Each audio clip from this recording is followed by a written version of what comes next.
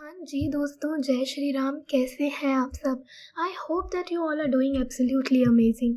दोस्तों, मैंने आईबीएस की स्ट्रैटेजी एंड एनालिसिस की एक वीडियो अपलोड करी थी यूट्यूब पर एंड आप लोगों ने उस वीडियो को बहुत सपोर्ट किया। So first of all thank you so much for that. Second thing is this कि उस वीडियो में आप लोगों के बहुत सारे क्वेश्चंस आ रहे थे एंड मेरे लिए प्रैक्टिकली पॉसिबल नहीं हो पा रहा था कि मैं हर एक स्टूडेंट के कमेंट का रिप्लाई दे पाऊँ। तो इसलिए मैंने ये सोचा कि मैं जितने भी कॉमनली आस्क्ड क्वेश्चंस हैं उन सभी क्वेश्चंस को आंसर करने के लिए एक वीडियो तैयार कर लूँ एंड इसीलिए मैं आज की ये वीडियो लेकर के आई हूँ। ओके, मोस्टली जो क्वेरीज आप स्टूडेंट्स की आ रही थी वो ये थी कि आप लोगों का ग्रुप 1 या तो ऑलरेडी क्लियर्ड हो चुका है या फिर आप ग्रुप 1 दे ही नहीं रहे हो, सिर्फ ग्रुप 2 दे रहे हो। तो ऐसे केसेस में आपको प्रिपरेशन आईबीएस की कैसे करनी है। सो इन सभी क्वेरीज को मैं आज इस वीडियो में पुटअप करूँगी। ओके, सो वीडियो को एंड तक ज़रूर देखना।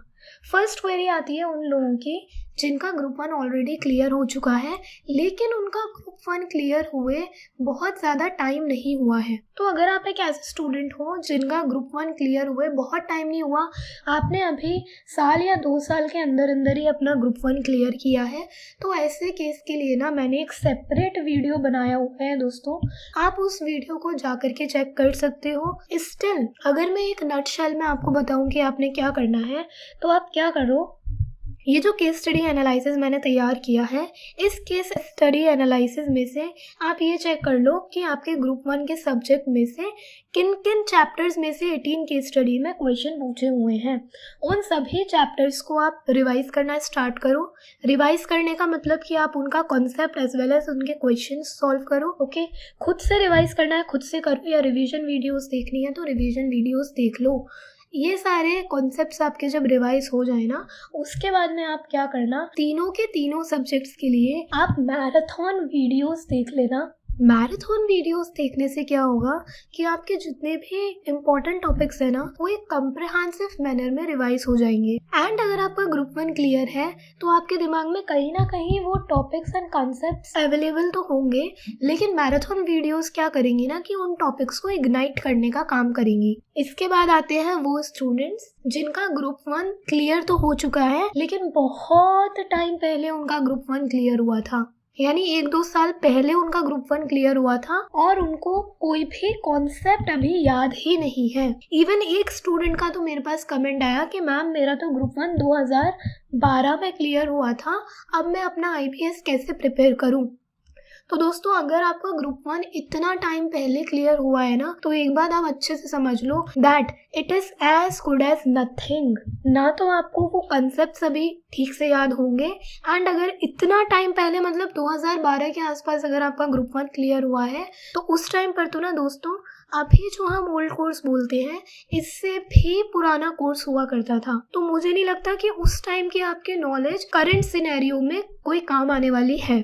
ओके, सो आप यही मान करके अपनी आईबीएस की प्रिपरेशन करना कि हमें ग्रुप 1 में तो हम अब्बा चब्बा डब्बा है, हमें कुछ नहीं आता। ओके, इसके अलावा दूसरे कैटेगरी के स्टूडेंट्स ऐसे हैं जो कि ग्रुप 1 दे ही नहीं रहे हैं, जिन्होंने ग्रुप 1 पढ़ा ही नहीं है एंड वो डायरेक्ट खतरों के खिलाड़ी बन के ग्रुप 2 देने के लिए आए हैं। तो अगर आप ऐसे स्टूडेंट हो जो डायरेक्ट ग्रुप 2 दे रहे हो, ग्रुप 1 आपको आता ही नहीं, या फिर ग्रुप 1 आपने का क्लियर है लेकिन बहुत टाइम पहले क्लियर है, तो आप लोगों ने क्या करना है दोस्तों, मेनली ये वीडियो मैंने आप ही लोगों के लिए तैयार करी है। मैंने क्या किया कि 18 केस स्टडीज एंड आरटीपीज में जितने भी क्वेश्चंस आए हैं, लगभग 160 questions 18 case studies and RTP में पूछे हुए हैं, जिनमें से 57 डिस्क्रिप्टिव बेस्ड क्वेश्चंस हैं एंड 103 एमसीक्यू बेस्ड क्वेश्चंस हैं। तो मैंने ये एनालिसिस तैयार किया कि हर एक इंडिविजुअल सब्जेक्ट में से कितने कितने नंबर ऑफ क्वेश्चंस उन केस स्टडीज में पूछे हैं। ओके, इस एनालिसिस को तैयार करने के बाद मेरा जो कंक्लूजन निकला वो क्या निकला कि जो एमसीक्यू बेस्ड क्वेश्चन है उनमें से लगभग 50% ऑफ द एमसीक्यूज तो डीटी और आईडीटी के थे एंड लगभग 32% ऑफ द एमसीक्यूज एसपीओएम में से पूछे हुए हैं। ओके, ये रही बात हमारे एमसीक्यू की। रिमेनिंग जो 20% एमसीक्यूज बचते हैं वो आपके ग्रुप 1 में से पूछे हुए थे। यानी एमसीक्यूज का अगर हम पर्सपेक्टिव चेक करें तो हमारा ग्रुप 2 और एसपीओएम सिर्फ यही 2 प्रिपेयर करने से हमारे 80% MCQs हम आराम से अटेम्प्ट कर लेंगे। ओके, ग्रुप 1 की उसमें कोई इतनी नीड नहीं है। इसके बाद में अगर हम डिस्क्रिप्टिव क्वेश्चंस की बात करें तो यहाँ पर दोस्तों थोड़ा सा DT, IDT और SPOM में से इन्होंने सिर्फ 65% ऑफ द क्वेश्चंस पूछे हुए हैं and nearly 20% of the descriptive question FR में से आए हैं। तो डिस्क्रिप्टिव क्वेश्चंस को अटेम्प्ट करने के लिए आपको थोड़ा सा FR पढ़ना पड़ेगा, ठीक है। अब FR में आपने क्या पढ़ना है? FR में आप ना सिर्फ ये जो इम्पोर्टेंट इंडेस है, सिर्फ इन इम्पोर्टेंट इंडेस को अगर आप पढ़ लोगे तो आपका FR के क्वेश्चन को आप आराम से अटेम्प्ट कर लोगे। ओके, वीडियो को पॉज करके इन इंडेस को आप नोट कर लो एंड इन इंडेस की आप प्रिपरेशन करो। प्रिपरेशन मतलब कॉन्सेप्ट की understanding as well as question solving, ये दोनों ही चीज़ें आपको करनी है। इसके बाद में अगर आपका थोड़ा टाइम आपके पास बचता है या आपका अगर मूड होता है तो आप ऑडिट और AFM में क्या करना, इस केस स्टडी एनालिसिस में से चेक कर लेना कि किन चैप्टर्स में से 18 केस स्टडीज़ में क्वेश्चन पूछे हुए हैं। सिर्फ उन्हीं चैप्टर्स का थोड़ा सा एक ओवरव्यू ले लेना, जिससे कि एटलीस्ट अगर एग्जाम में कोई क्वेश्चन इन कॉन्सेप्ट्स में से आता है तो आप उसको एटलीस्ट अपीयर कर पाओ, ठीक है। एटलीस्ट आपको ये पता हो कि ये किस कॉन्सेप्ट में से आया है, तो आप कॉपी पेस्ट कर पाओ आंसर। नहीं भी कर पाओगे तो कोई बात नहीं, हम 20-25 मार्क्स का दाव खेल करके चल रहे हैं यहाँ पे, लेकिन इस 20-25 मार्क्स का दाव खेलने के लिए हमारे को 80 to 85% ऑफ द सिलेबस अपना एकदम स्ट्रॉन्ग करके चलना पड़ेगा, ठीक है। हमें अपना बैकफुट स्ट्रॉन्ग करना है, हमें 80 to 85% ऑफ द सिलेबस अपना स्ट्रॉन्ग करके चलना है, ताकि हम कम से कम 80 to 85% सिलेबस को तो अच्छे से अटेम्प्ट करके आ सके। एंड अगर आप 80 to 85% ऑफ द पेपर को भी अटेम्प्ट करके आ पाओगे ना अच्छे से, तो भी आप आराम से इसमें से 40 to 45 या 50 मार्क्स लेकर के आ सकते हो। ओके, तो पास हो जाओगे आप अगर आप इस अप्रोच को फॉलो करते हो जो मैंने आपको बताई है, ठीक है। इसके बाद में कुछ स्टूडेंट्स का डाउट आया कि मैम कितनी इन डेप्थ कवरेज ये लोग चेक कर रहे हैं।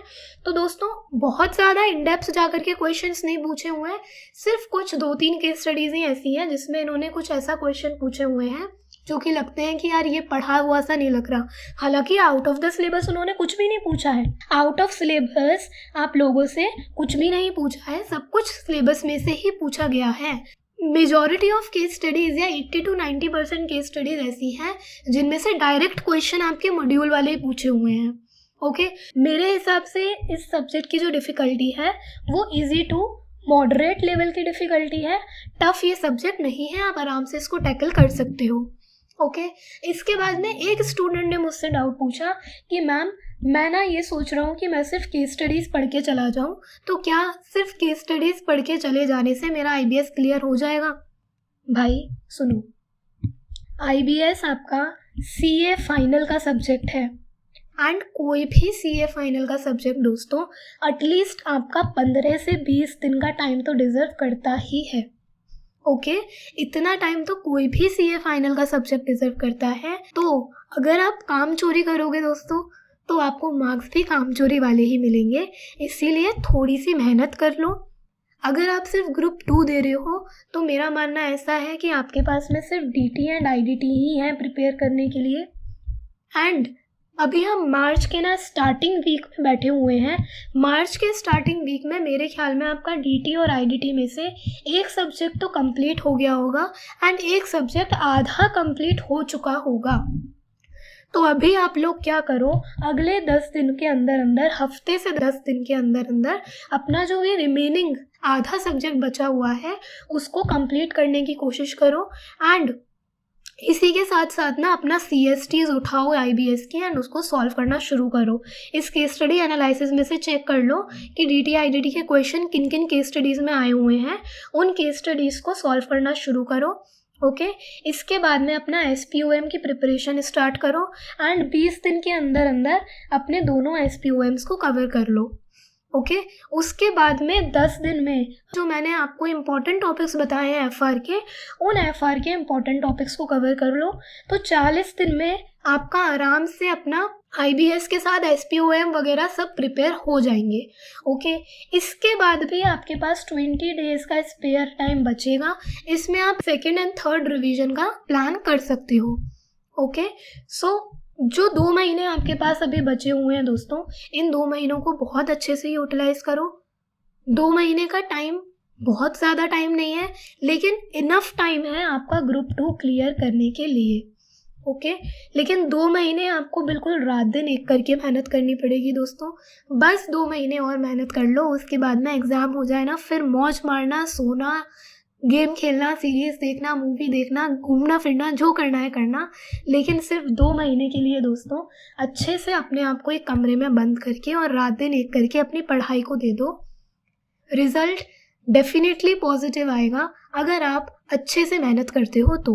लेकिन अगर आपने थोड़ी सी भी काम चोरी करी ना, तो वहाँ पर आपका रिज़ल्ट डगमगा सकता है, ओके। सो अच्छे से प्रिपरेशन करो। यही सारी चीज़ें मुझे आपके साथ इस वीडियो में डिस्कस करनी थी। इसके अलावा भी अगर आपके कुछ और डाउट्स होंगे तो वो मैं लेने के लिए रेडी हूँ, आप कमेंट कर देना। मैं जैसे ही देखूँगी बहुत सारे डाउट्स स्टूडेंट्स के इकट्ठे हो गए हैं, मैं एक और वीडियो पोस्ट कर दूँगी उन कॉमन डाउट्स को लेकर के।